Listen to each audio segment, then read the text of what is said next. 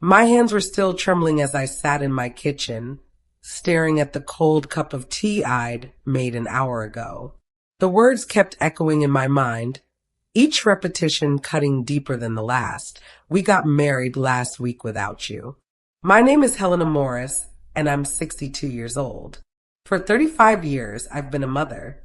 For 20 of those years, I've been both mother and father to my son Daniel. And today, I discovered that none of it mattered to him. It started so innocently. I'd driven across town to Daniel's apartment, the one I'd helped him secure with my credit as his guarantor 3 years ago. I had a spring in my step, carrying a small gift bag with a bottle of champagne I'd been saving. You see, Daniel had been dating someone seriously for the past year, a woman named Bianca whom I'd never met, despite my repeated requests. He'd mentioned they were engaged, and I was hoping to finally discuss wedding plans, maybe even meet my future daughter-in-law. I knocked on the door, my heart full of anticipation. When Daniel opened it, I noticed immediately how different he looked. His hair was styled differently, more polished. He wore an expensive watch I'd never seen before, and his whole demeanor seemed colder somehow. "Mom," he said, not inviting me in. "What are you doing here?" "I brought champagne," I said, holding up the bag. "I thought we could celebrate your engagement and maybe talk about wedding dates. I've been saving up, to help with the costs." That's when I saw her, Bianca, appearing behind him in the doorway. She was exactly what I'd imagined from Daniel's vague descriptions. Tall, glamorous, with perfectly styled blonde hair and wearing what looked like designer loungewear. Her eyes swept over me, taking in my simple cardigan, my practical shoes, my weathered hands that had worked so many jobs to give my son a better life. "Wedding dates," Bianca laughed, a tinkling sound that somehow managed to be both beautiful and cruel. "Oh, Daniel, you haven't told her?" My son shifted uncomfortably, then looked me straight in the eye. "We got married last week, Mom. It was a small ceremony, just for VIPs. The champagne bottle suddenly felt impossibly heavy in my hands. "Last week? But I'm your mother." Bianca stepped forward, placing a manicured hand on Daniel's arm. "It was very intimate, you understand? We wanted to keep it exclusive. A simple woman like you." She paused, her lips curving into a smile that didn't reach her eyes. "Well, you wouldn't have fit in with the crowd we invited." I stood there, frozen on their doorstep, trying to process what I was hearing. My son, the baby I'd held in my arms, the toddler I'd taught to walk, the boy I'd stayed up with through countless nights of homework and heartbreak, had gotten married without me. Without even telling me. "Daniel," I whispered, searching his face for some sign of the boy I'd raised. "How could you?" He couldn't meet my eyes. "It's not personal, Mom. Bianca's family has connections. Important people. We needed to make the right impression." "The right impression," I repeated numbly. "And having your mother there would have been the wrong impression?" "You have to understand," Bianca interjected, her voice dripping with false sympathy. "We move in different circles now. Daniel's going places, Mrs. Morris. Places where—" She gestured vaguely at my appearance. "Well, where certain standards are expected." I wanted to tell her about the nights I'd gone without dinner so Daniel could have new school supplies. I wanted to tell her about the winter coat I'd worn for 10 years, held together with safety pins, so Daniel could have a proper tuxedo for his graduation. I wanted to tell her about every sacrifice, every extra shift, every dream I'd put aside so my son could have his. But I didn't. Because looking at Daniel's face, the way he stood slightly behind Bianca, the way he nodded along with her words, I realized it wouldn't matter. Somewhere along the way, I'd lost him.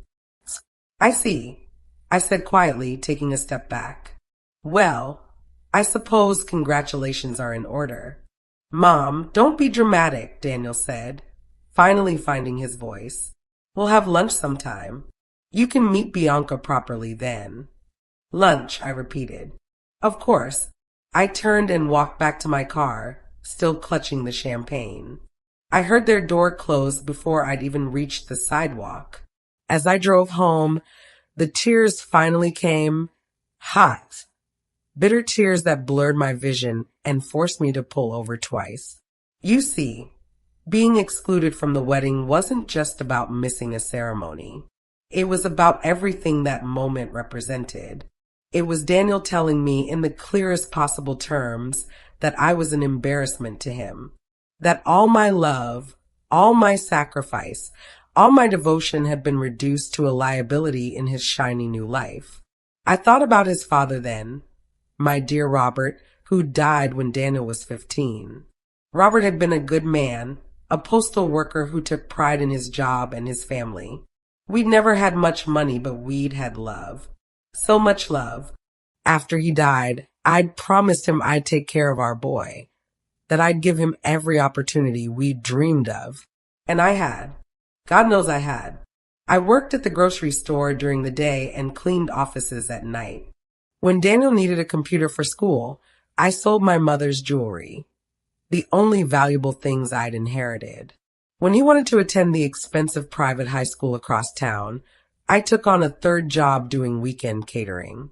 When he got into university, I refinanced the house to pay his tuition.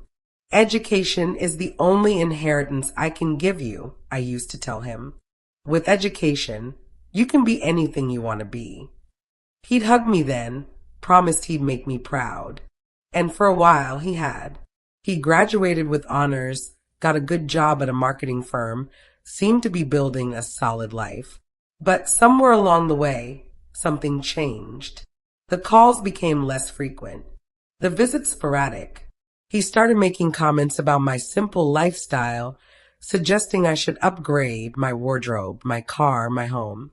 You don't have to live like this anymore, Mom, he'd say. I'm making good money now. You should treat yourself. What he didn't know, what I'd never told him, was that I had been treating myself, just not in the way he expected. You see, all those years of scrimping and saving had taught me the value of money. And once Daniel was through university and settled in his job, I'd finally had a little breathing room. Instead of upgrading my lifestyle, I'd started investing. Small amounts at first, a few shares here, a modest investment property there. I'd learned about the stock market from library books and free online courses. Over the years, those small investments had grown. The rundown duplex I'd bought in a struggling neighborhood had tripled in value as the area gentrified. The shares I'd purchased in a small logistics company had exploded when they'd gone public. I wasn't wealthy by any means, but I was comfortable. More than comfortable, actually. But I'd kept living simply, partly out of habit and partly because I'd learned that true wealth isn't about what you display. It's about what you can do with what you have. I'd been planning to surprise Daniel eventually, maybe help him buy a house when he was ready to settle down. I'd imagined the joy on his face when he realized his mother had been quietly building a legacy for him. Now, sitting in my modest kitchen, I realized how naive I'd been. Daniel didn't want a legacy from me. He wanted to erase me entirely. The champagne sat on my counter, mocking me with its celebration that would never happen. I picked it up, considered opening it anyway, a toast to my own foolishness, perhaps. But instead, I put it in the cupboard. Maybe someday there would be something worth celebrating again. 2 weeks passed. 2 weeks of silence from Daniel, of me going through the motions of my daily life while nursing a wound that felt like it would never heal. I'd told my friend Louise about what happened, and she'd been appropriately outraged on my behalf. That ungrateful little. She'd started before catching herself. I'm sorry, Helena. I know he's your son, but what he did is unconscionable. He's ashamed of me, I'd said simply. I suppose I always knew it on some level. I just hoped. You hoped he'd grow out of it, Louise finished. Like a decent person would. But Daniel hadn't grown out of it. If anything, Bianca seemed to have amplified his worst qualities. I tried to move on, to accept that this was my new reality. A mother whose son had chosen to exclude her from his life. I threw myself into my volunteer work at the community center, spent more time with friends, even started taking an art class I'd always wanted to try. Then came the phone call that changed everything. It was a Tuesday evening. I was preparing a simple dinner, soup and salad, nothing fancy, when my phone rang. Daniel's name on the screen made my heart skip. Despite everything, I was still his mother. I still loved him. "Hello, Daniel," I said, trying to keep my voice neutral. "Mom," his voice was panicked, nothing like the cold tone from 2 weeks ago. "Thank God you answered. I need to talk to you about the mortgage." I frowned, stirring my soup. "What mortgage?" "The mortgage on our house. The payment's overdue. Didn't you take care of it?" I set down my spoon, confusion growing. "Daniel, what are you talking about? What house?" There was a pause. I could hear Bianca's voice in the background, sharp and demanding. Then Daniel came back on the line. "Our house, Mom. The one in Riverside Heights. You said you'd help with the mortgage." "I never said any such thing," I replied, my confusion turning to concern. "Daniel, I didn't even know you'd bought a house. How could I promise to help with a mortgage I knew nothing about?" "But," he sounded genuinely confused now. "Bianca said you'd agreed. She said she talked to you about it." "Daniel, this is the first time I've heard from either of you since you told me I wasn't good enough to attend your wedding. When exactly was I supposed to have agreed to pay your mortgage?" The silence stretched on. I could hear muffled arguing in the background, Bianca's voice rising, Daniel trying to placate her. Finally, he came back on the line. "Look, Mom, there must be some misunderstanding, but the fact is we're in trouble here. The mortgage is 2 months overdue. We could lose the house." "How is it 2 months overdue?" I asked. "When did you buy this house?" "4 months ago," he admitted. "Right before the wedding." The pieces were starting to come together in my mind, and I didn't like the picture they were forming. "So you bought a house you couldn't afford, got married without inviting me, and now you're calling because you need money?" "It's not like that," Daniel protested, but his voice lacked conviction. "We thought Bianca's family said they'd help, but then some investments went bad, and you assumed good old Mom would bail you out," I finished for him. "Just like always. You're my mother," he said, as if that explained everything. "You've always been there for me. I know things have been tense between us, but surely you wouldn't let us lose our home." I took a deep breath, years of suppressed frustration finally finding their voice. "Daniel, do you have any idea how many meals I skipped so you could eat? How many nights I lay awake worried about paying for your education? How many opportunities one passed up because you needed something?" "I didn't ask you to do those things," he said defensively. "No," I agreed. "You didn't have to ask. I did them because I loved you, because that's what mothers do. But what you've done, marrying without me, treating me like an embarrassment, only calling when you need money, that's not what sons do. At least, not sons who deserve to be bailed out. So you're just going to let us be homeless?" His voice was rising now, panic mixing with anger. "After everything I've done for you?" I actually laughed at that, a bitter, broken sound. "What exactly have you done for me, Daniel?" I became successful. I made something of myself. Isn't that what you wanted?" "I wanted you to be a good person," I said quietly. "Success without character is worthless. And right now, Daniel, I'm not seeing much character." He hung up on me then. I stared at the phone, expecting to feel guilty, to second-guess myself. Instead, I felt free. For the first time in years, I'd stood up for myself. I'd said no, but I should have known it wouldn't end there. 3 days later, they showed up at my door. No call, no warning, just the doorbell ringing insistently at 8 in the evening. When I opened it, Daniel and Bianca stood there, looking like a couple from a magazine spread. Even in their apparent distress, they were impeccably dressed, projecting an image of success that I now knew was built on a foundation of debt and deception. "We need to talk," Daniel said without preamble, pushing past me into the house. Bianca followed, her nose wrinkling as she took in my simple living room. The same furniture I'd had for 15 years, the photos of Daniel at various ages covering every surface, the hand-knitted throw on the couch. "God, Daniel," she muttered, not quite under her breath. "No wonder you never brought me here." I closed the door slowly, gathering my composure. "Please come in," I said with dry sarcasm. "Make yourselves at home." Daniel had the grace to look slightly ashamed, but Bianca was already settling onto my couch like a queen granting an audience. "Mrs. Morris," she began, her tone suggesting she was doing me a favor by using my name, "we need to discuss your financial obligations to your son." "My financial obligations?" I repeated, remaining standing. I wasn't aware I had any. "Don't play dumb," Bianca snapped, dropping any pretense of politeness. "Everyone knows you've been hoarding money, living like a pauper while sitting on a fortune. It's selfish, frankly." I looked at Daniel, waiting for him to defend me, to tell his wife she was out of line. He stared at the floor. "What makes you think I have money?" I asked calmly. Bianca rolled her eyes. "Please, Daniel told me about the properties, the investments. You think you're so clever, hiding your wealth while your own son struggles." My blood ran cold.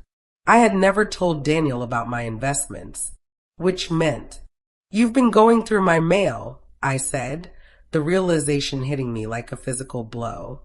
"Daniel, you've been going through my private documents?" He finally looked up, defiance replacing shame. "You gave me a key for emergencies. I'd say being on the verge of bankruptcy qualifies. So you violated my privacy, discovered I have some investments, and decided you're entitled to them?" "You owe me," Daniel said, standing up abruptly. "Do you have any idea what it was like growing up the way I did? Wearing secondhand clothes? Having to lie about why I couldn't go on school trips? Being embarrassed every time someone asked what my parents did for a living?" Each word was a dagger to my heart. "I'm sorry you were embarrassed by me," I said quietly. "I did the best I could with what I had." "Well, it wasn't good enough," he shouted. "And now you have the means to make it right, and you're refusing out of what, spite?" "It's not spite, Daniel. It's self-respect. Something you seem to have forgotten exists." Bianca stood up then, moving to stand beside Daniel in a united front against me. "Here's what's going to happen," she said, her voice cold and businesslike. "You're going to sell this dump of a house and give us the proceeds. You're going to liquidate enough of your investments to pay off our mortgage and give us a cushion to maintain our lifestyle. And you're going to do it with a smile, grateful that your son still wants anything to do with you." "Or," I asked, genuinely curious about what they thought they could threaten me with, "or we'll make sure everyone knows exactly what kind of mother you are," Bianca said with a cruel smile. "Neglectful, unstable. We have documentation of your hoarding behavior, living in squalor while hiding assets. Daniel's been keeping notes about your increasingly erratic behavior, memory lapses, confusion, paranoia." "That's a lie," I said, but my voice shook. The implication of what she was suggesting was terrifying. "Is it?" Daniel asked, and for the first time, I saw real cruelty in my son's eyes. "When's the last time you saw a doctor, Mom? Had a psychological evaluation?" Bianca's cousin is a psychiatrist. He'd be happy to provide a professional opinion about your fitness to manage your own affairs. The threat hung in the air between us. They were talking about having me declared incompetent, about taking control of everything I'd worked for. And looking at their faces, Bianca's triumphant, Daniel's coldly determined, I realized they were serious. "Get out," I said, my voice barely above a whisper. "Mom, get out," I shouted, surprising all of us with the force of my anger. Get out of my house right now, or I'll call the police and have you removed for trespassing. Bianca laughed. Call them. I'm sure they'd be very interested to hear about an elderly woman living alone, showing signs of dementia, with a concerned son trying to help her. But I was already reaching for my phone. Louise, I said when my friend answered, could you come over? And bring your husband. I have intruders in my home who are refusing to leave. The mention of witnesses changed their calculation. Bianca grabbed Daniel's arm. Come on. We've made our point. As they headed for the door, Daniel turned back. You have 1 week, Mom.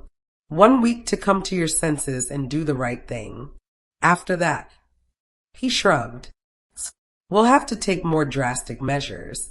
The door slammed behind them, and I sank into my chair, shaking.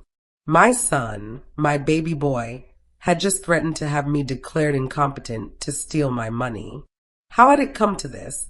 Louise and her husband Tom arrived within minutes, finding me still sitting in the same spot, staring at nothing. Helena, honey, what happened? Louise asked, wrapping an arm around my shoulders. I told them everything. The wedding, the mortgage call, the threats. Tom, a retired police officer, listened with growing anger. You need a lawyer, he said when I finished. This is serious, Helena. They're planning something, and you need to be prepared. I can't believe Daniel would do this, I said, still in shock. I know things have been strained, but to threaten me, to try to take everything I've worked for. Love, Louise said gently, this isn't the Daniel you raised anymore. That woman has poisoned him against you, and greed has done the rest. You need to protect yourself now. She was right, of course. The next morning, I called Clara Reeves, a lawyer who'd helped me with some of my property transactions. When I explained the situation, she insisted on seeing me immediately. Clara's office was professional but warm, with photos of her own family scattered among the law books. She listened intently as I repeated the whole story, occasionally asking clarifying questions and taking detailed notes. First things first, she said when I finished. We need to secure your assets immediately. If they're planning to challenge your competency, we need documentation showing you're of sound mind and making rational decisions. But I am of sound mind, I protested. This is insane. I know that, and you know that, Clara said. But in these cases, perception can become reality if we're not careful. I'm going to arrange for you to see a psychiatrist, Dr. Sarah Fred. Excellent reputation, completely independent. She'll do a full evaluation and provide documentation of your mental fitness. I can't believe it's come to this, I said, feeling overwhelmed. Clara leaned forward, her expression sympathetic but firm. Helena, I need you to tell me everything about your assets, properties, investments, bank accounts, everything. We need a complete picture to protect you properly. So I told her about the duplex that had tripled in value, about the small apartment building I'd bought 5 years ago that now generated steady rental income, about the shares in the logistics company that had made me, if not wealthy, certainly very comfortable, about the savings accounts, the retirement funds, the careful investments I'd made over the years. Clara's eyebrows rose as I listed everything. Helena, do you realize what you're worth? I try not to think about it in those terms, I admitted. It's security, that's all. A cushion for my old age and something to leave behind. It's more than a cushion, Clara said. You're a millionaire, Helena. Not on paper, in actual liquid assets. The word felt foreign in my mouth. Millionaire. How could a woman who still clipped coupons and wore decade-old cardigans be a millionaire? Which explains why they're so desperate, Clara continued. They must have gotten enough information to realize the extent of your wealth. Helena, I need to ask, did Daniel have any access to your accounts? Any passwords, signatures on file? My heart sank. He's listed as my emergency contact at the bank. And and I made him a signatory on one of my accounts years ago, in case something happened to me. Clara's expression grew grave. We need to change that immediately. Today. Right now, in fact. She picked up her phone. I'm calling the bank. We're going to freeze that account and remove his access to everything else. As she made the calls, I sat there feeling like my world was tilting off its axis. How had my relationship with my son deteriorated to the point where I needed legal protection from him? The next few days were a whirlwind of legal preparations. I met with Dr. Fred, who put me through a battery of tests and interviews before declaring me sharp as a tack and twice as tough. I changed all my banking information, secured my properties, and even installed a security system at Louise's insistence. They showed up once without warning, she said. They'll do it again. She was right. For days after their visit, I was returning from grocery shopping when I found Daniel waiting by my door.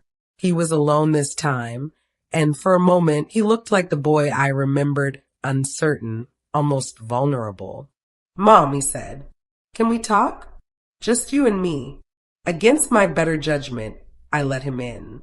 We sat at the kitchen table where I'd helped him with countless homework assignments, where we'd shared meals and conversations and dreams. I'm sorry, he began, and for a moment, hope fluttered in my chest. I'm sorry it's come to this, but you have to understand, I'm desperate. We're going to lose everything. Then lose it, I said simply. Downsize. Live within your means. Millions of people do it every day. You don't understand, he said, running his hands through his hair. Bianca, she comes from money. Her family, they expect a certain lifestyle. If I can't provide that, then she's not worth keeping, I said. Daniel, a woman who only loves you for what you can buy her doesn't love you at all. It's not like that. You don't know her. I know she convinced you to exclude me from your wedding. I know she called me a simple woman who wouldn't fit in. I know she's pushing you to threaten your own mother. What else do I need to know? He was quiet for a moment. Then, did you really think I'd never find out? About the money. I was planning to tell you eventually, I said. Maybe help you buy a house when you were ready. Really ready, not drowning in debt to impress someone. So you were testing me? His voice grew hard again. Seeing if I was worthy of your money? No, Daniel. I was living my life.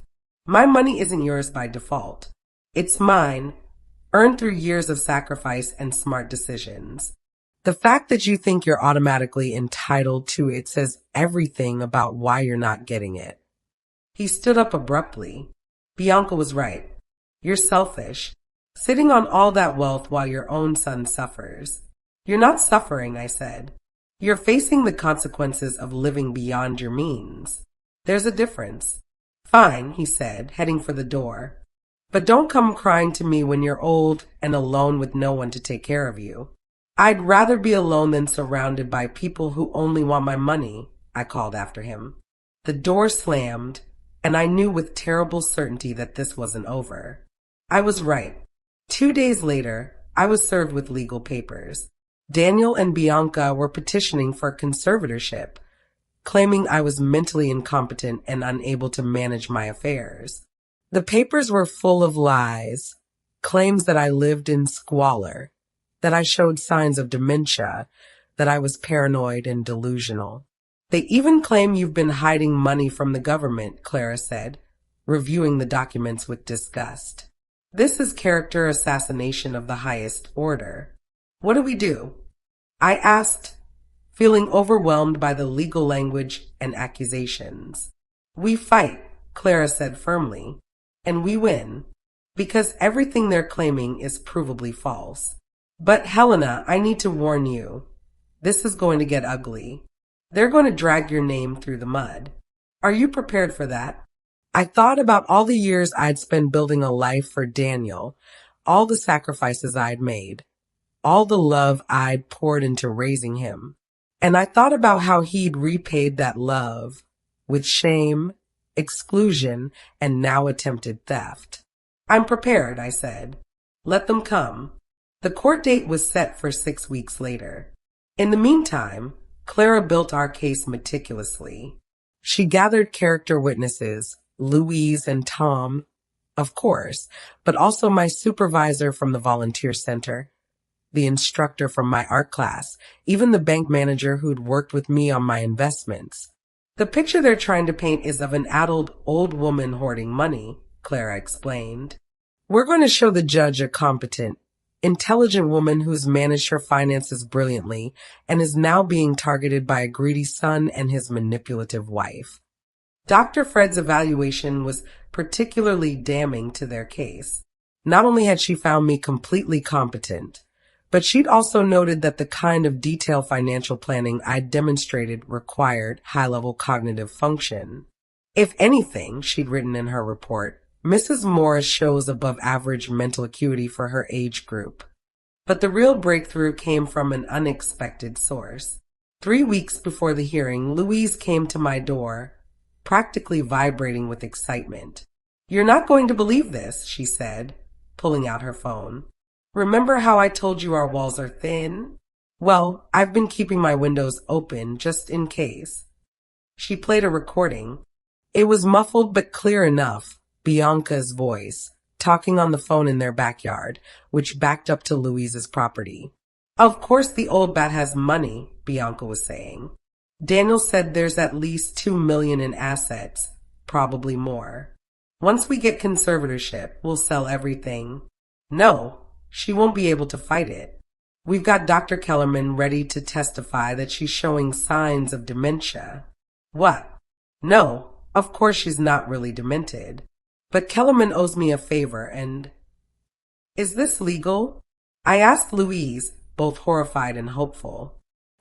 I was on my own property, Louise said, and she was speaking loudly enough to be heard by neighbors. Tom checked. It's admissible. Clara was ecstatic when she heard the recording. This is exactly what we needed. Proof of conspiracy, of fraud, of deliberate false testimony. Helena, we're not just going to win, we're going to destroy their case so thoroughly they might face criminal charges. The revelation should have made me happy. Instead, I felt a deep, crushing sadness. My son wasn't just misguided or under Bianca's influence. He was an active participant in trying to defraud me. I keep thinking about when he was little, I told Louise one evening, looking through old photo albums. He used to say he wanted to be a superhero when he grew up. Save people. Help people. When did he become the villain instead? When he chose greed over gratitude, Louise said gently, This isn't your fault, Helena. You raised him right. He chose to go wrong. The night before the hearing, I couldn't sleep. I kept replaying memories. Daniel's first day of school. His high school graduation, the day he got his job. When had I lost him? Was there a moment I could have changed things? My phone rang at midnight. Daniel. Mom, he said when I answered. Please, don't do this. Just give us what we need, and this all goes away. You mean give you what you want, I corrected. What you need is a reality check, Daniel. And tomorrow you're going to get one. You're really going to do this? Destroy your own son. I'm not destroying you, I said. You're destroying yourself. I'm just refusing to be collateral damage. I'll never forgive you for this, he said. I'll never forgive you for making it necessary, I replied and hung up. The courthouse was an imposing building of granite and glass, designed to intimidate. As I walked up the steps with Clara, I saw Daniel and Bianca already there with their lawyer, a slick-looking man in an expensive suit who eyed Clara like a predator sizing up prey. Remember, Clara whispered, stay calm, answer honestly, and let me handle the legal maneuvering. We've got truth on our side. The courtroom was smaller than I'd expected, more intimate. Judge Patricia Hawkins presided, a woman in her 50s with sharp eyes and a no-nonsense demeanor. Clara had said she was fair but tough, with no patience for frivolous cases. Daniel wouldn't look at me as we took our places. Bianca, on the other hand, stare daggers, her perfectly made-up face a mask of barely contained fury. She dressed conservatively for court, a navy suit, minimal jewelry, trying to project respectability. But I could see the calculation in her eyes, the wheels turning as she planned her performance. Their lawyer, Mr. Garrett, went first. He painted a picture of a concerned son trying to help his aging mother, who'd become paranoid and irrational, hoarding wealth while living in deteriorating conditions. Mrs. Morris has exhibited clear signs of cognitive decline, he stated. Paranoid delusions about her daughter-in-law, refusal to help her only child despite having ample means, living in squalor while sitting on millions in assets. This is not the behavior of a mentally competent individual. He called Daniel to testify first. My son took the stand and, for the first time in weeks, looked directly at me. There was something in his eyes, regret, shame, but it was quickly replaced by determination. My mother has always been frugal, he began, but in recent years, it's become extreme. She lives like a pauper, refuses to spend money on basic necessities, and has become increasingly paranoid about people trying to steal from her. Can you give specific examples? Garrett prompted. She accused my wife of marrying me for money, Daniel said. She claimed we excluded her from our wedding out of shame, when really we were trying to spare her the expense and stress of a large event. She's become fixated on the idea that everyone is after her money, and yet she refuses to help you, her own son, when you're facing financial hardship? She'd rather see us homeless than part with a penny, Daniel said, his voice catching with what sounded like genuine emotion. It breaks my heart to see what she's become. I wanted to scream, to jump up and tell everyone what a liar he was. But Clara's hand on my arm kept me seated, her slight shake of the head reminding me to trust the process. Bianca was next, and she was good. I had to give her that. She presented herself as a loving daughter-in-law trying to help a woman who'd rejected her from day one. I tried so hard to connect with Helena, she said, dabbing at her eyes with a tissue. But she refused to accept me. She called me a gold digger, accused me of stealing her son. The paranoia was heartbreaking to witness. And the wedding? Garrett asked. We wanted her there, Bianca lied smoothly. But she became so agitated about the expense, insisting we were wasting money, that we thought a small ceremony would be less stressful for her. We were trying to be considerate.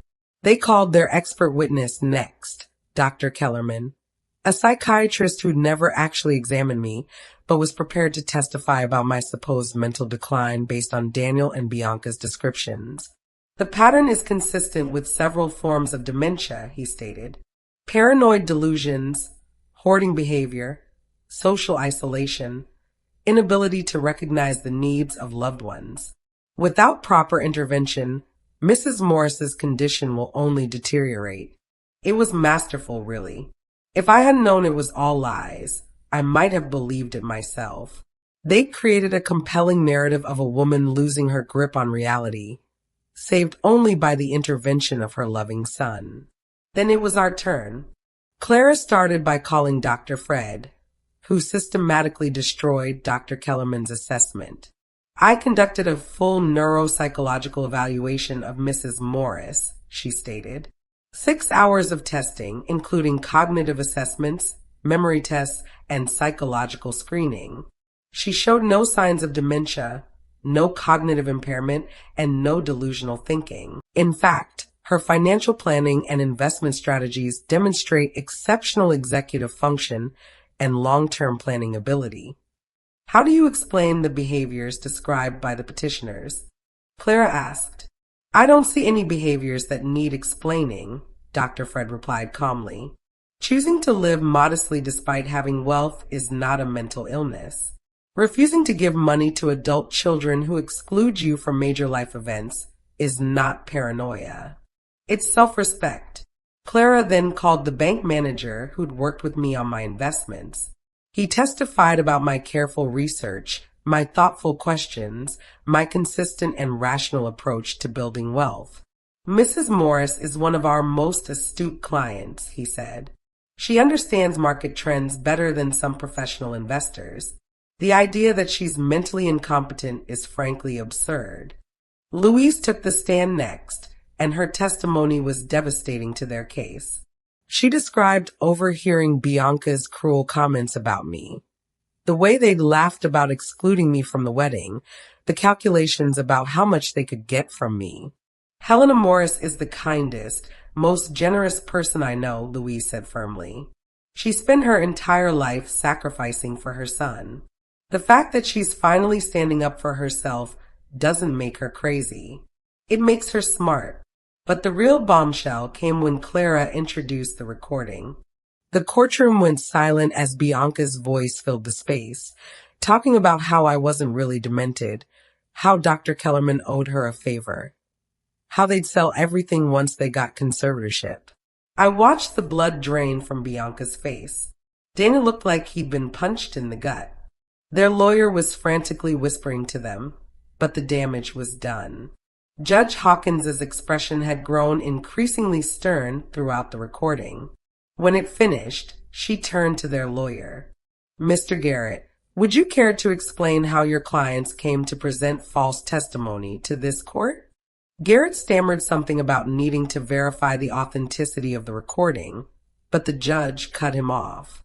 I've heard enough. Mrs. Morris, would you like to make a statement? I stood up, my legs shaky but my voice clear. This was my moment not for revenge, but for truth. Your Honor, I began. I raised my son alone after my husband died. I worked multiple jobs, went without so he could have opportunities, sacrificed everything to give him a better life. I don't say this for sympathy, but for context. 2 weeks ago, I learned that my son got married without inviting me. Not because of logistics or expense, but because his wife convinced him I was an embarrassment, that I was too simple to fit in with their crowd. That hurt more than I can express, but I accepted it. I was prepared to love him anyway, from a distance if necessary. But then they called asking for money. When I refused, they threatened me. When that didn't work, they tried to have me declared incompetent. They were willing to destroy my reputation, my autonomy, my life, all for money they felt entitled to simply because I'm Daniel's mother. I may be old, Your Honor. I may be simple, but I am not a fool. I worked hard for everything I have. I invested wisely. I live below my means. And I will not allow anyone, not even my own son, to steal what I've earned through decades of sacrifice. I don't want revenge. I don't want to see them punished beyond what the law requires. I just want to be left alone to live my life and use my resources as I see fit. That's not mental illness. That's not dementia. That's dignity. I sat down, emotionally drained. The courtroom was silent for a moment before Judge Hawkins spoke. I've been on this bench for 15 years, she said. I've seen every kind of family dispute imaginable, but rarely have I seen such a clear-cut case of elder abuse attempted through the legal system. The petition for conservatorship is not only denied, but dismissed with prejudice. Furthermore, I'm referring this case to the district attorney for potential charges of perjury, conspiracy to commit fraud, and elder abuse. Mr. and Mrs. Morris, she said, addressing Daniel and Bianca, you should be ashamed of yourselves. Attempting to steal from the woman who sacrificed everything to raise you, Mr. Morris, is not just illegal, it's morally reprehensible. Mrs. Helena Morris is clearly of sound mind and body. Any further attempts to harass her or challenge her competency will be met with the full force of the law. Court is adjourned. The gavel came down with a finality that echoed through the room. It was over. I had won. But as I watched Daniel's face crumble, as I saw Bianca hissing furiously at their lawyer, I felt no joy. Only a deep, aching sadness for the son I'd lost long before this day in court. Clara was jubilant as we left the courthouse. That was a complete victory. Helena, they won't dare bother you again, not with potential criminal charges hanging over them. What will happen to them? I asked. Best case scenario for them? The DA decides not to prosecute, but they're on the hook for all legal fees, and they have a record of attempting fraud. Worst case? They could face jail time, especially Bianca for arranging false testimony. As we reached the parking lot, I heard footsteps behind me. Mom, I turned to see Daniel running after us. Bianca nowhere in sight. His face was streaked with tears, and for a moment, he looked like the little boy who used to run to me when he was hurt. Mom, please, he gasped. I'm sorry. I'm so sorry. It was Bianca. She pushed me. She said if I didn't get the money, she'd leave me. And I lost myself. Please, can we talk? Clara stepped forward protectively, but I put a hand on her arm. It's okay, I said. Then to Daniel. It's too late for sorry, Daniel. You didn't just try to take my money. You tried to take my freedom. You were willing to have me declared incompetent, to lock me away if necessary, all for money. That's not something sorry can fix. But you're my mother, he said desperately. Doesn't that mean anything? It meant everything to me, I said. But apparently, it meant nothing to you. Goodbye, Daniel. I got in Clara's car and didn't look back, even as I heard him calling after me. The boy I'd raised was gone, had been gone for years. The man he'd become was a stranger who happened to share his face. The next few weeks were a whirlwind of legal aftermath. The DA did decide to prosecute, particularly after discovering that Bianca had forged my signature on several loan applications, using my name as a guarantor without my knowledge. The house they bought was so far underwater that foreclosure was inevitable. Their marriage didn't survive the scandal. I heard through Louise, who heard through the neighborhood grapevine, that Bianca left Daniel the moment their assets were frozen. She moved back in with her parents, already spinning a tale of how she'd been deceived by Daniel about his family's wealth. Daniel, for his part, lost his job when news of the fraud attempt became public. Marketing firms, it turns out, don't like employing people who've been caught trying to defraud their elderly mothers. He tried to contact me several times, calls I didn't answer, letters I returned unopened. Louise told me he'd been by the house multiple times, but the new security system and restraining order Clara had obtained kept him at bay. He looks terrible, Louise reported one day. Thin, unshaven. Nothing like the polished young man who used to visit. Good, I said, then immediately felt guilty.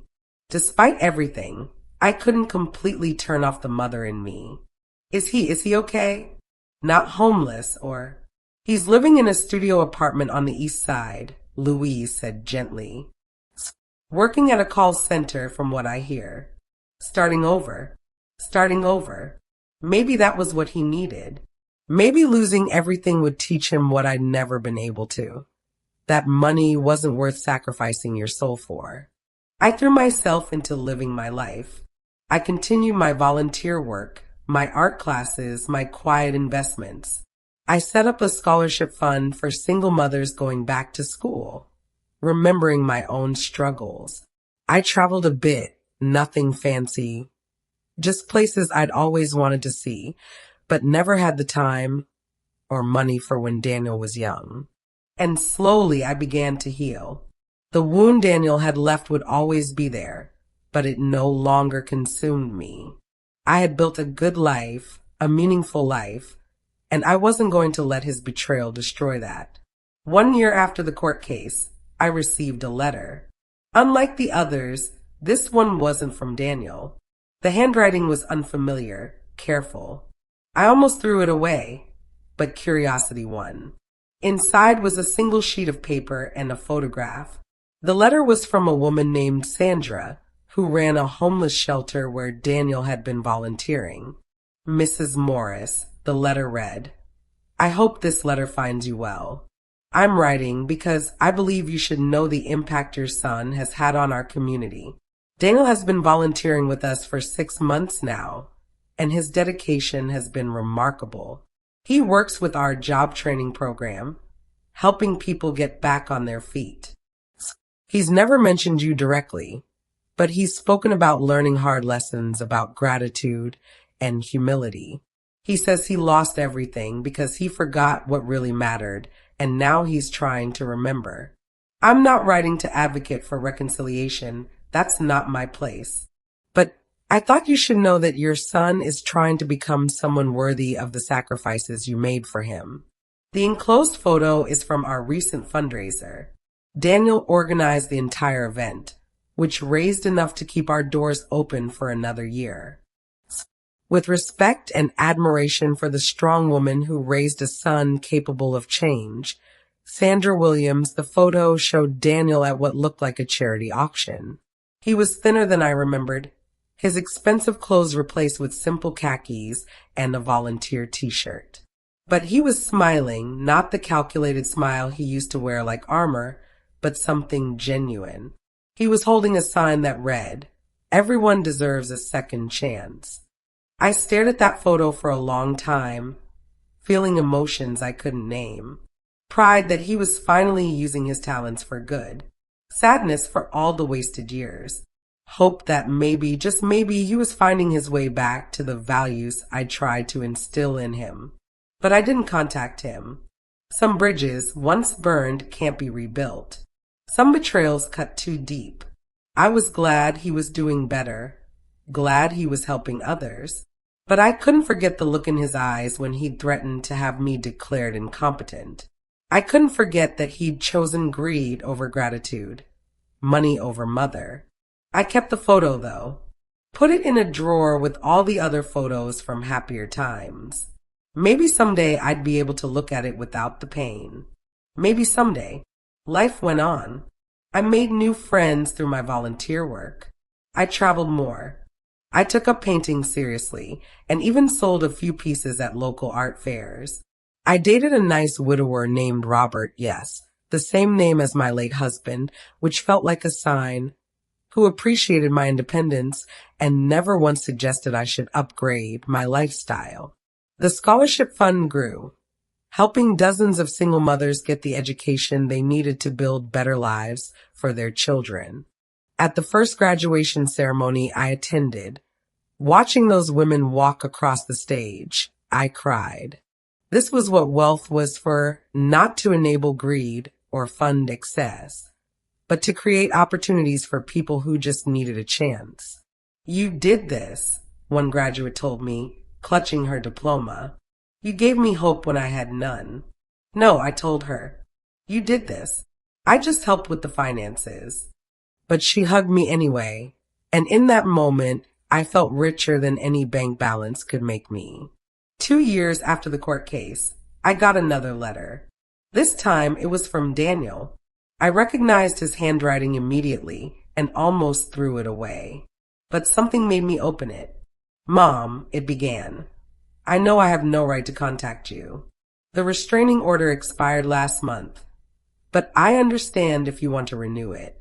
I'm not writing to ask for anything, not forgiveness, not money, not a relationship. I just needed to tell you some things, and then I'll leave you alone forever if that's what you want. First, I'm sorry. Not the manipulative sorry I said at the courthouse, but truly, deeply sorry. I became someone I don't recognize, someone who valued money over morals, status over substance. I betrayed not just you, but everything you taught me. Second, thank you. Thank you for saying no. Thank you for standing up to me. Thank you for forcing me to face who I'd become. Losing everything was the best thing that could have happened to me, though I couldn't see it at the time.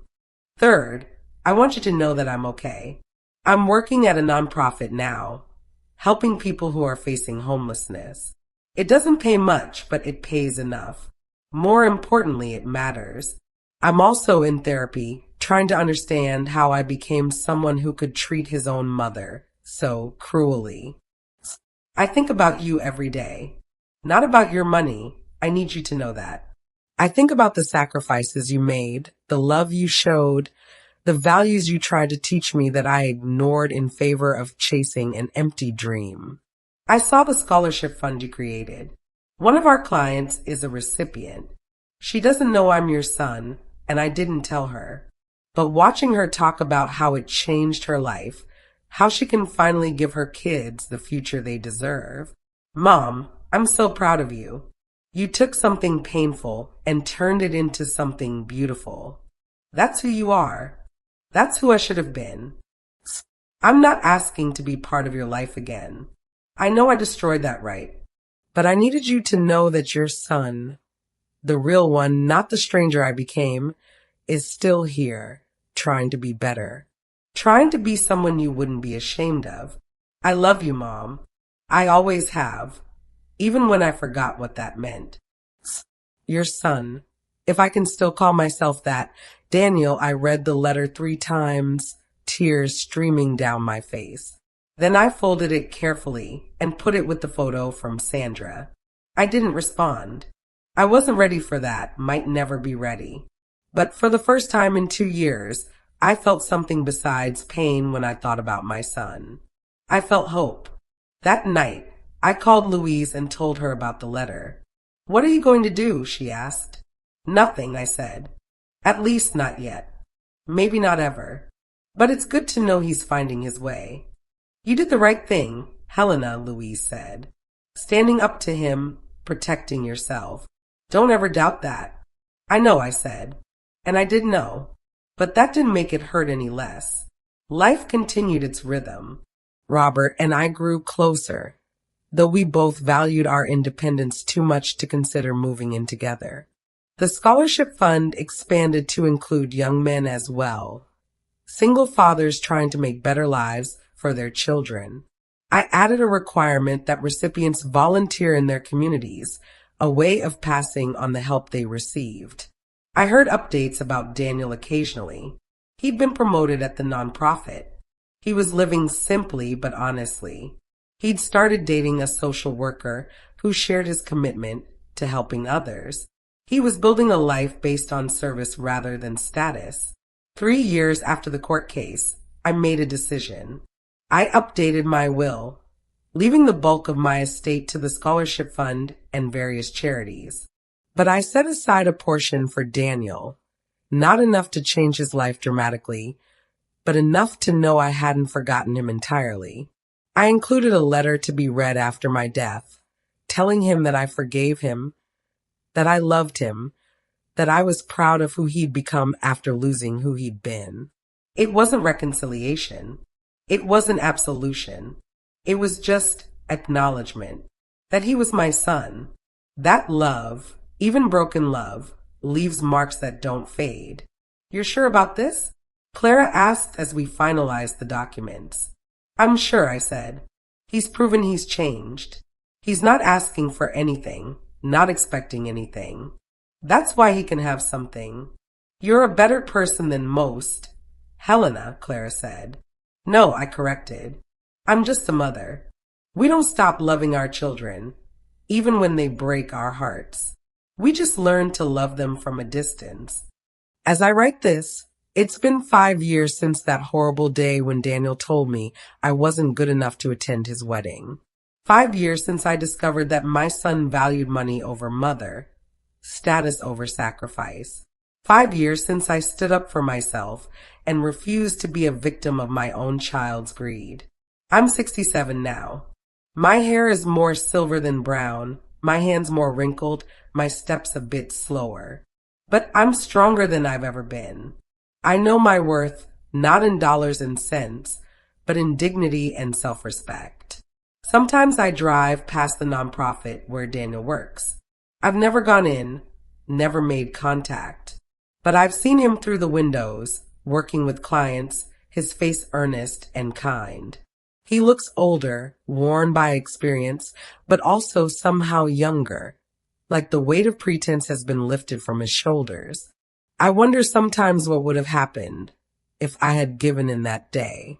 If I paid their mortgage, sold my house, handed over my life savings to maintain their illusion of success. Daniel would still be married to Bianca, probably. Still be chasing status, still be ashamed of me. Still be lost in a world where worth is measured by possessions rather than principles. By saying no, by standing firm, I save more than my money. I save my son's soul, even if it cost me his presence in my life. Robert asked me once if I regretted not reconciling with Daniel. Every day, I told him honestly, but I don't regret what I did. Sometimes the greatest act of love is letting someone face the consequences of their choices. Sometimes the only way to help someone find themselves is to stop enabling them to be lost. He understood. Robert had his own complicated relationships with his adult children, his own wounds that time hadn't quite healed. We were two people who'd learned that love doesn't always mean saying yes, that boundaries aren't walls, but rather frameworks for healthy relationships. The scholarship fund now helps over 100 students a year. I attend every graduation I can, watching these men and women walk across stages into better futures. Many of them have children in the audience, children who will grow up with different opportunities because their parents had a chance to change their circumstances. I think about generational change a lot these days, about how my sacrifices gave Daniel opportunities one never had, but how those opportunities somehow led him astray, about how these scholarship recipients are taking their chances and using them to lift up not just themselves, but their families, their communities. Maybe that's the difference. They know what it's like to struggle, to sacrifice, to work for every small victory. They haven't forgotten where they came from. They wear their histories not as shame, but as strength. Last month, I received an invitation in the mail. Daniel was being honored by the city for his work with the homeless community. The nonprofit had nominated him for a citizenship award recognizing individuals who exemplify service and compassion. I held that invitation for a long time, tracing his name with my finger. My son being recognized for service. My son being honored for compassion. The boy who once told me I was too simple to fit in with his crowd was now dedicating his life to helping people society overlooks. I didn't go to the ceremony. Some wounds run too deep. Some bridges remain too broken. But I sent a donation to the nonprofit in his honor with a note saying simply, "From someone who believes in second chances." Louise went to the ceremony. She said she was curious, but I think she went as my proxy, my eyes and ears in a place I couldn't bring myself to be. She told me Daniel gave a beautiful speech about falling from grace and finding purpose in the ruins, about learning that true wealth isn't what you have, but what you give, about the importance of humility, gratitude, and service. He didn't mention you by name, Louise said carefully, but he talked about learning hard lessons from someone who tried to teach him better values, about wishing he could apologize to someone he'd hurt beyond repair. Helena, the whole room was in tears. I cried too, alone in my kitchen, grieving for what was and what might have been. But they weren't entirely sad tears. Some of them were proud ones.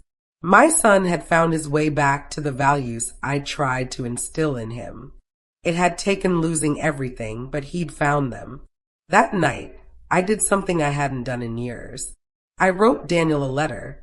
Not to send, I wasn't ready for that. Might never be, but for myself, to put into words what I couldn't say aloud. Dear Daniel, I wrote, I heard about your award. I'm proud of you, not for the recognition, but for becoming someone worthy of it. You've learned what I always hoped you would, that service matters more than status, that compassion is worth more than cash, that lifting others up is the highest calling we have. I wish I could tell you this in person. I wish we could sit at my kitchen table again, sharing tea and conversation like we used to when you were young. But some betrayals create distances that even forgiveness can't fully bridge. I forgive you, my son, but I can't forget. The mother in me loves you. The woman in me needs to protect herself from you. Maybe someday we'll find a way back to each other. Maybe we won't. But know this, you are living the life I always dreamed for you now. Not the wealthy life, not the status-filled life, but the meaningful life. The life where you make a difference. The life where you matter not for what you have, but for what you give. I love you. I've always loved you. Even when you stood in a courtroom and tried to take my freedom, I loved you. Love doesn't stop just because someone breaks your heart.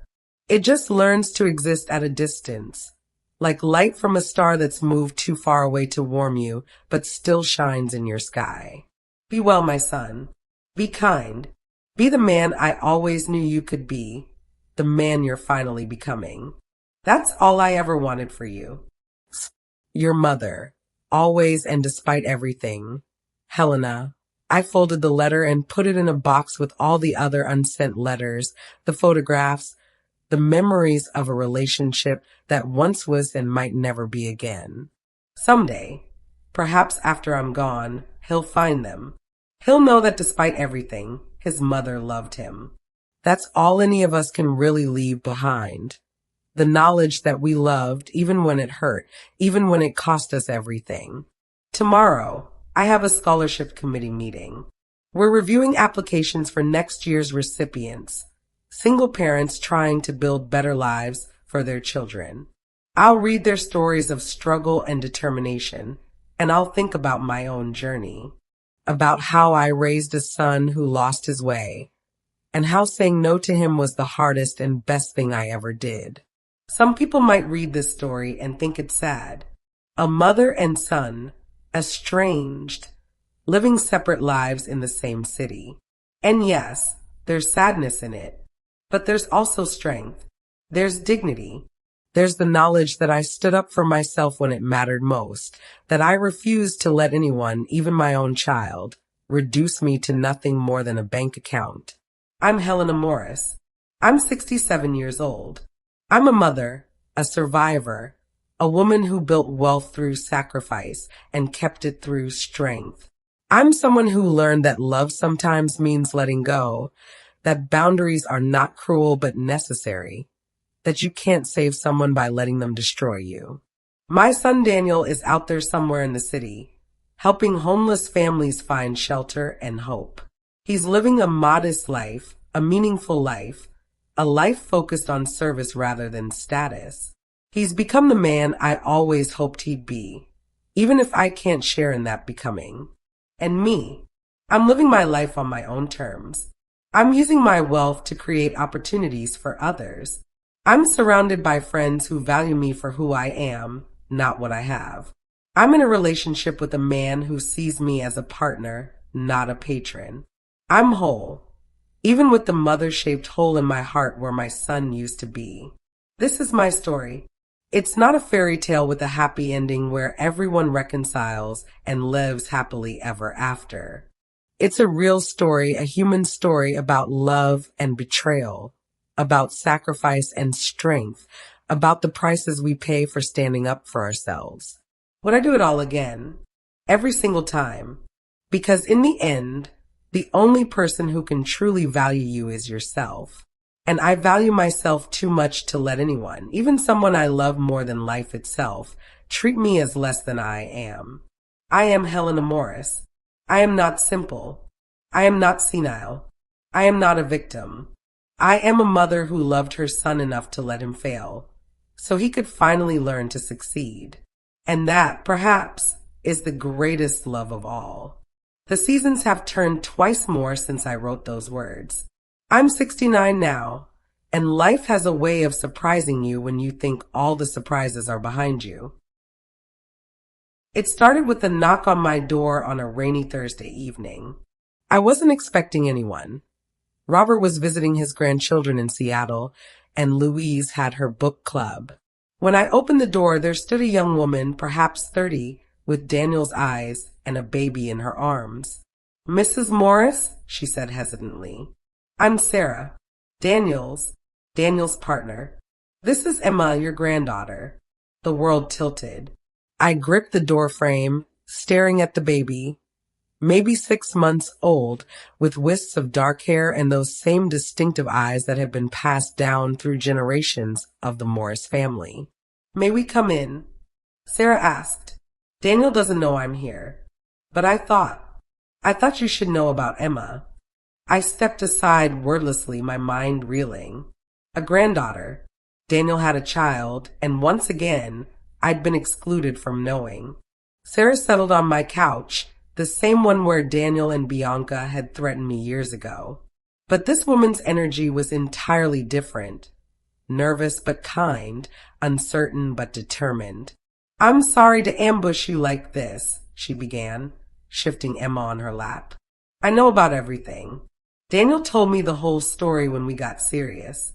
About what he did, what he tried to do. About how he lost himself and found himself again." "And you still chose to be with him?" I asked, finding my voice.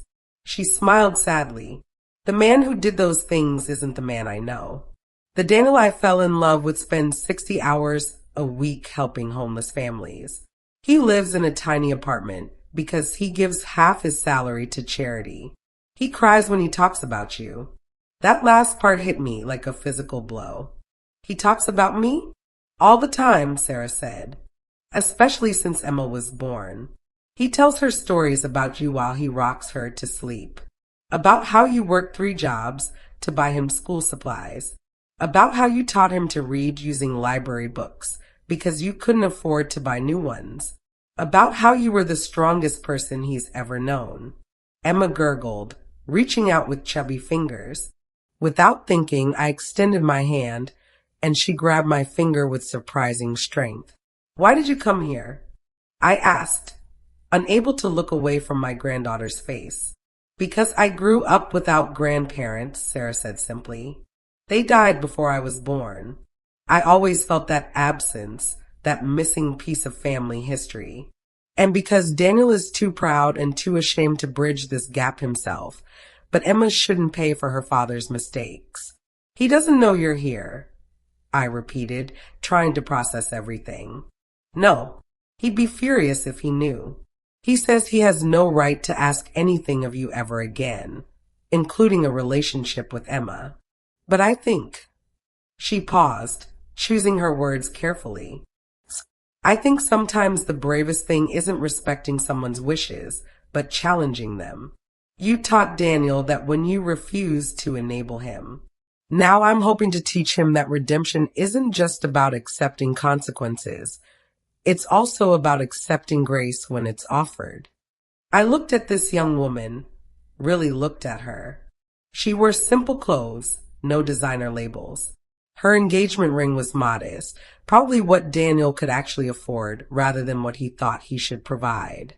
She had the tired eyes of a new mother, but also the fierce determination of a woman fighting for her family.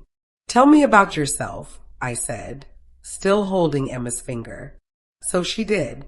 She was a social worker like I'd heard. She'd met Daniel at a community event where both their organizations were participating. She'd been wary at first. She'd Googled him, found news articles about the court case. "But I watched him," she said. "For months I just watched. How he treated the families we served. How he never took credit for successes, but always took responsibility for failures. How he lived simply and gave generously. Actions matter more than history, Mrs. Morris. And his actions showed me a good man trying to atone for being a bad one." "And Emma?" I asked, finally allowing myself to fully look at my granddaughter, to see the way she studied the world with curious eyes. "Unexpected but loved," Sarah said with a soft smile. "Daniel was terrified when I told him I was pregnant. Not of the responsibility, but of whether he deserved to be a father after failing so badly as a son. He's determined to raise her with the values he ignored for so long. Humility, gratitude, service. What does he tell her about me?" I asked, my voice barely a whisper. Sarah's eyes filled with tears. "He tells her that her grandmother is the strongest woman in the world, that she worked miracles with nothing but determination and love, that she saved him by refusing to enable his worst self, He tells her that someday, if he lives a good enough life, if he proves himself worthy, maybe she'll get to meet you. Emma had fallen asleep, still clutching my finger. Looking at her peaceful face, I felt something crack open inside me. Not the wound, which had scarred over, but the protective shell I'd built around it. How often does he talk about reconciling? I asked. Never, Sarah said firmly. He says he forfeited that right. He says the best thing he can do is live a life that honors your sacrifices from a distance. But I see how it hurts him, Mrs. Morris. How he looks at families in the park, grandparents pushing grandchildren on swings. How he saves every newspaper clipping about your scholarship fund. How he keeps a photo of you from his college graduation in his wallet. The last photo you took together. I remembered that photo. We'd been so happy that day, so proud. It felt like a lifetime ago. It was a lifetime ago. What are you asking of me? I said directly. Sarah took a deep breath. I'm not asking for immediate reconciliation. I'm not asking you to forget what happened or pretend it didn't matter. I'm asking if you might consider letting Emma know her grandmother. Maybe starting with letters or photos, small steps. And Daniel doesn't have to know at first, if that's easier. This can be between us until you're ready for more. If you're ever ready for more. I looked around my living room, at the photos of scholarship recipients on the mantle, at the art I'd created in classes, at the life I'd built after Daniel's betrayal. It was a good life, a full life. But sitting there with my granddaughter's tiny hand wrapped around my finger, I realized it wasn't a complete life. I need time to think, I said finally. Sarah nodded, gently extracting Emma from my finger. The baby whimpered at the loss of contact. Of course, she said, standing to leave. I've written our address on this card. Not Daniel's work address, our home. In case you decide you want to know her. After they left, I sat in the gathering darkness for a long time. A granddaughter, a piece of my heart I didn't know existed, walking around in the world without me. I called Louise first, then Robert. Both listened as I poured out the whole story, my confusion, my fear, my unexpected joy at seeing those familiar eyes in a new tiny face. What does your heart say? Robert asked gently. That I'm tired of being angry, I admitted. That I've proven my point. That maybe it's time to see if healing is possible. And your head? My head says to be careful. That Daniel hurt me once and could again. That I need to protect myself. What about protecting Emma? Louise asked when I called her. That baby didn't choose any of this. Do you want her to grow up the way Sarah did? Missing a piece of her history. I thought about all the scholarship recipients I'd helped. All the children who would have better lives because of the fund. I'd been so focused on helping strangers that I'd forgotten there was a child of my blood who might need me too. That night, I pulled out the box of unsent letters to Daniel. I read through them, tracing the evolution of my pain, anger, and eventual acceptance. Then I wrote a new letter, not to Daniel, but to Emma. Dear Emma, I began, I'm your grandmother. You don't know me yet, but I've loved you since the moment I saw you. I wrote about her father as a baby, about the dreams I'd had for him, about how love persists even when relationships don't. I sealed it in an envelope with a photo of Daniel as a baby. The resemblance to Emma was striking. The next day, I drove to the address Sarah had given me. It was a modest apartment building in a working-class neighborhood, the kind of place I'd lived when Daniel was young.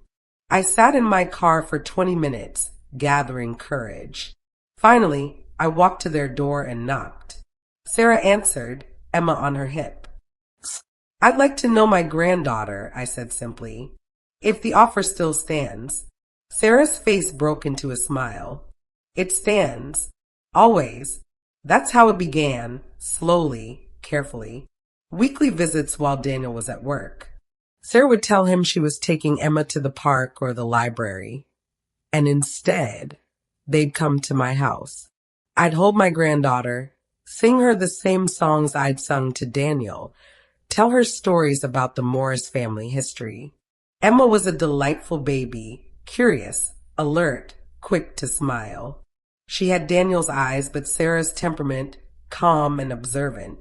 As weeks turned to months, she began recognizing me, reaching for me when they arrived, babbling GAGA in greeting. She's trying to say Grandma, Sarah laughed one afternoon as Emma determinedly tried to climb into my lap. She can call me whatever she wants, I said, helping her up. I'm just grateful to hear her voice. Sarah shared stories about Daniel during these visits, how he baby-proofed their apartment with obsessive care, how he read parenting books like they were sacred texts, how he second-guessed every decision, terrified of making mistakes. He's a wonderful father, she said, patient, loving, present. Everything he learned from you, even if he forgot it for a while. I wasn't perfect, I said, bouncing Emma on my knee. I made mistakes too. But you loved him, Sarah said. And in the end, that love saved him, even if it had to be tough love. As Emma's first birthday approached, Sarah broached the inevitable question. Daniel wants to have a small party for her. Just us.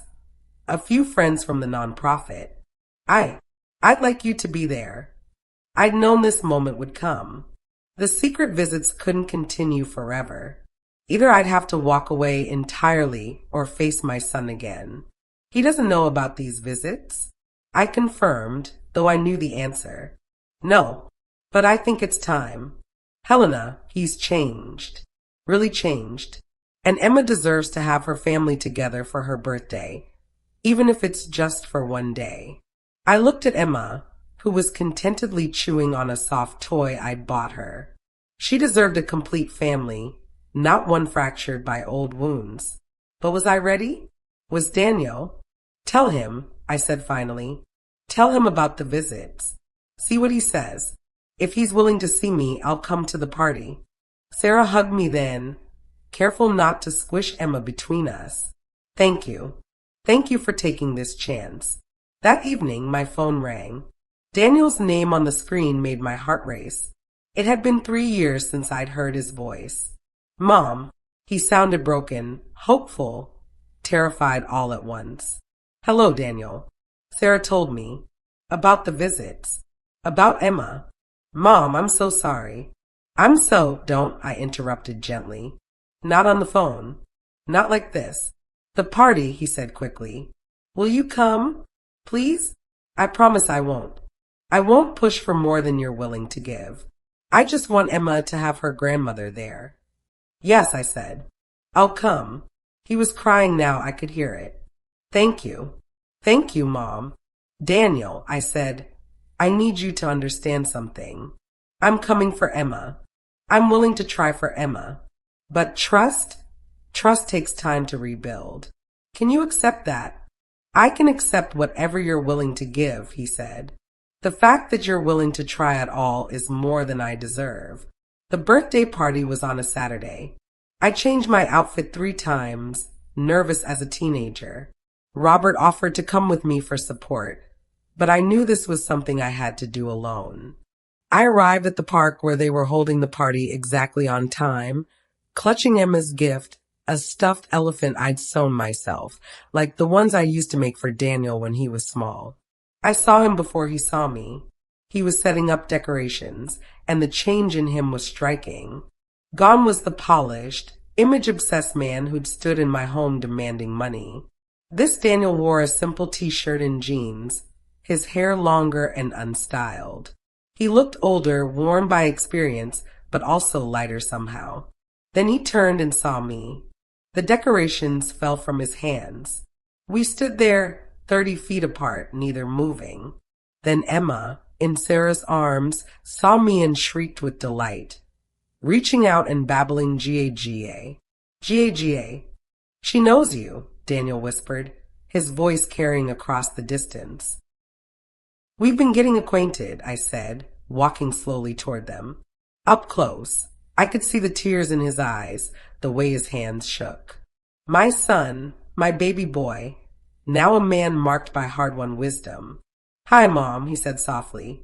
Hi, son. Emma lunged for me, and I took her, grateful for the buffer of her small body between us. She immediately grabbed my necklace, babbling happily. She's beautiful, I said. She looks like you, Daniel said. Same eyes, same determined chin. Sarah says she's got your personality too. Quiet, but strong. Other guests began arriving, people from the nonprofit and the community. I watched Daniel interact with them, saw the genuine warmth and respect they showed him. This wasn't the superficial networking he used to prize. These were real relationships built on mutual service and shared values. During the party, we orbited each other carefully. Polite conversation, safe topics, Emma's development, the weather, the cake Sarah had made. But I caught him watching me when he thought I wasn't looking, his expression a mixture of longing and regret. As the party wound down and Emma fell asleep in her stroller, Daniel approached me. Mom, can we talk? Just for a minute. I nodded, and we walked a little distance from the others. I know sorry isn't enough, he began. I know what I did was unforgivable. I betrayed everything you taught me, everything you sacrificed for me. I let greed and pride poison me, and I nearly destroyed the person who loved me most in the world. Daniel, please let me finish. I've practiced this speech 1,000 times, but I need to say it. He took a shaky breath. You saved me by saying no, by refusing to enable me, by forcing me to face who I'd become. Losing everything was the gift I needed but didn't deserve.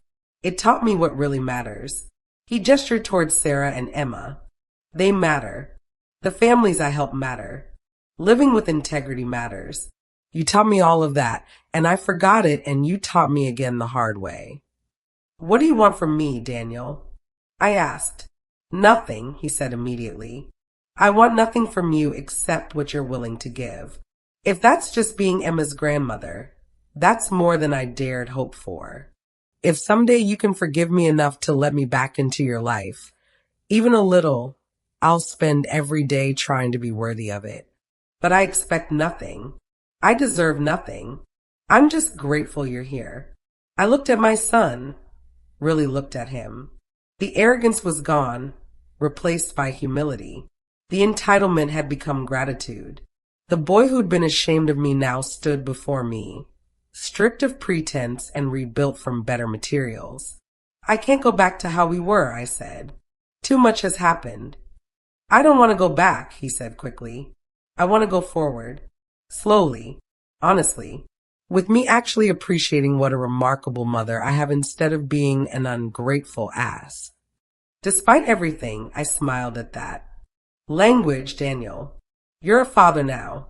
He laughed, a sound I hadn't heard in years. You're right. Emma's already trying to repeat everything we say. Sarah's terrified she'll pick up my bad habits.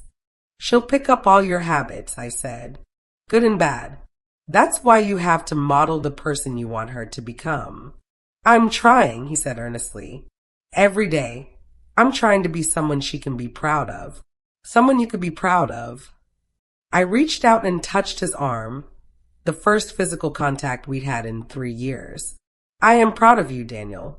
Not of who you were, but of who you're becoming. The work you're doing, the life you're building, the father you're being. That's the son I tried to raise. He broke down then, sobbing like he hadn't since he was a child. I found myself pulling him into a hug. This man who'd betrayed me so deeply. This boy I'd loved so fiercely. We stood there in the park, holding each other and crying, while Sarah watched from a distance with tears in her own eyes. I love you, Mom, he whispered. I never stopped loving you. I just forgot how to show it. I know, I said. I love you too. That's why it hurts so much. When we finally pulled apart, both of us were a mess. Sarah approached with tissues, and Emma, who had woken up and was looking around with curious eyes. Ga, she announced, reaching for me again.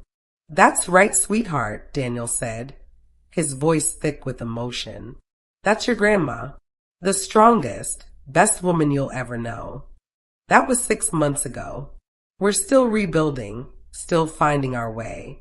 Daniel and I have dinner once a week now, nothing fancy, usually at my house or theirs. We talk about Emma, about his work, about the scholarship fund.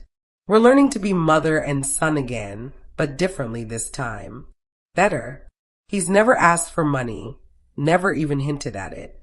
When his car broke down last month, I heard about it from Sarah, not him.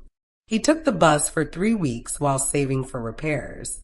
The man who once felt entitled to my life savings now refuses to accept even small gifts. "I need to earn my way," he told me when I offered to help. "I need to know I can take care of my family without taking from you." I respected that, even as the mother in me wanted to make his life easier. But he was right. He needed to prove to himself that he could stand on his own feet. Emma is walking now, toddling between furniture and adults with determined steps. She calls me Gamma and Daniel Dada and lights up our lives in ways I'd forgotten were possible. Watching Daniel with her, patient and loving and present, heals something in me. He's the father I always hoped he'd be, just took a longer road to get there. Sarah has become like a daughter to me. She bridges the gap between Daniel and me when things get awkward, translates when we misunderstand each other, loves us both enough to keep pushing us toward healing. "You saved our family," she told me recently. "Not just by being here now, but by being strong enough to say no when it mattered." Daniel needed to lose everything to find himself, and Emma needed a grandmother who knows her own worth. The scholarship fund continues to grow. Daniel volunteers at the selection committee meetings now, sharing his story with applicants, proving that redemption is possible. He tells them about hitting bottom, about the mother who loved him enough to let him fall, about rebuilding a life based on service rather than status. "My mother worked 3 jobs to give me opportunities," he tells them. "I squandered those opportunities chasing empty success. Don't make my mistakes. Remember where you came from. Honor the sacrifices made for you by making sacrifices for others." Last week, he brought me a frame with 2 photos. The first was from his college graduation, the last photo we'd taken together before everything fell apart. The second was from Emma's first birthday party, the first photo we'd taken together after beginning to heal. "Before and after," he said simply. "Same people, different values. Thank you for not giving up on me, even when you had to give up on us." "I never gave up on you," I told him. "I just loved you enough to let you face consequences. There's a difference." "I know that now," he said, "and I'm teaching Emma the same thing. That love isn't always soft. Sometimes it's tough. Sometimes it says no. Sometimes it breaks your heart to save your soul." As I finish writing this story, Emma is napping in her playpen in my living room. Daniel and Sarah are at work, trusting me with their most precious possession. The same hands that Daniel once claimed were too simple, too poor, too embarrassing now hold his daughter with all the love I once poured into him. Life has come full circle, but not in the way I expected. I thought I was saving for Daniel's future, but instead, I saved Daniel from himself. I thought I was building financial wealth, but the real wealth was in the strength to stand up for myself, the wisdom to know when to let go, and the grace to know when to begin again.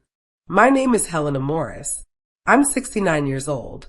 I'm a mother who said no, a grandmother who said yes, and a woman who learned that sometimes the greatest love requires the hardest choices. To those facing similar struggles, know this. You are not obligated to fund someone else's lifestyle, even if that someone is your child.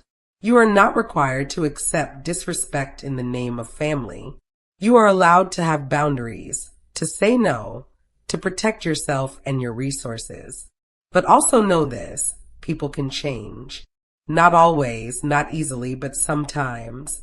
And when they do, when they truly show through actions, not words, that they've learned and grown, consider leaving the door open, even just a crack. Not for them, but for you. Because carrying anger forever is like holding a hot coal. You're the one who gets burned. I'm not saying forgive everything. I'm not saying forget the pain. I'm saying that sometimes, after the storm passes and the debris is cleared, you might find something worth salvaging in the wreckage. Something that, with time and care and cautious hope, might grow into something new. Different, yes. Scarred, certainly. But possibly beautiful in its imperfection, like a piece of kintsugi pottery, broken and repaired with gold, stronger and more precious for having been shattered. That's my story. A mother's love, a son's betrayal, a family's resurrection. Not a fairy tale, but something better, a human tale, messy and painful and ultimately hopeful. Because in the end, love finds a way. Not always the way we expect, not always the way we want, but if we're brave enough to let it, love finds a way. Thank you so much for watching this story. If it touched your heart or reminded you of your own family struggles, please take a moment to like this video and share it with someone who might need to hear it. Your support helps these important stories reach more people who might be facing similar challenges. Don't forget to subscribe to our channel and hit the notification bell so you never miss our upcoming stories. Next week, we'll be sharing another powerful tale of family, forgiveness, and finding strength in the most difficult circumstances. Remember, you're not alone in your struggles. Every family has its challenges, and every person has the power to choose their own path. Whether you're a parent dealing with difficult adult children or an adult child trying to make amends for past mistakes, there's always hope for healing, even if it looks different than you imagined. What did you think of Helena's story? Have you faced similar challenges with family members? Share your thoughts in the comments below. Your experiences might help someone else who's struggling. Until next time, remember, you are worthy of respect. Your boundaries matter, and love sometimes means making the hardest choices. Take care of yourselves, and we'll see you in the next video.